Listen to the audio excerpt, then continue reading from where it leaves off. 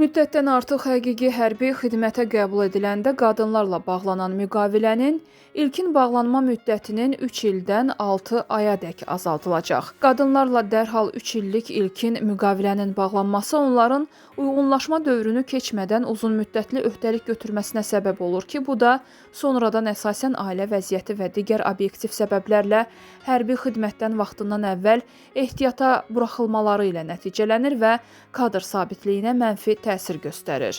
Qeyd olunanları nəzərə alaraq, qanun layihəsində qadınlarla bağlanan ilkin müqavilənin müddətinin 3 ildən 6 ayadək azaldılmasını nəzərdə tutan müddəanın əlavə edilməsi təklif olunub. Bildirilib ki, bu dəyişiklik qadın hərbi qulluqçuların hərbi xidmətə uyğunlaşma imkanlarının artırılmasına, kadr axınının azaldılmasına və hərbi xidmətin təşkilinin səmərəliliyinin yüksəldilməsinə xidmət edəcək. Müzakirələrdən sonra məsələ səsverməyə qoyularaq birinci oxunuşda qəbul edilib.